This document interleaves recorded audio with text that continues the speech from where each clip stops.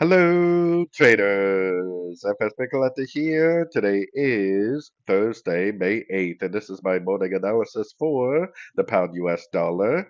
If you haven't done so yet, definitely do check out my free Discord group, which is linked over here in the corner at the end of the video. And make sure to take a look at my website, fxpipcollector.com. Watch the video on my home screen to learn more. So anyways, FOMC yesterday for the US dollar interest rate news didn't really have that big of an effect, to be honest with you.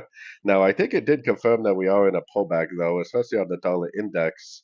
And based on the dollar index, I would expect this to go down quite a bit more than it is now. I think it's going to break below all these lows right here.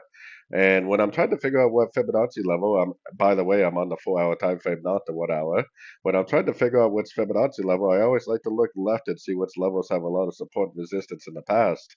I think the 38% and the 50% both have a lot of support resistance. The 61% has a little bit of a top over here and a little bit of a drop-based drop right there.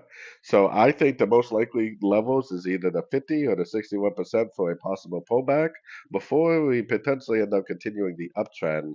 So if we expect this to go down to one of these lower Fibonacci levels, then that means on the 1 hour time frame and below, we should definitely primarily only be looking for sorts in a downtrend right now. So anyways, don't forget to like and subscribe. And as always, thank you for watching and happy trading.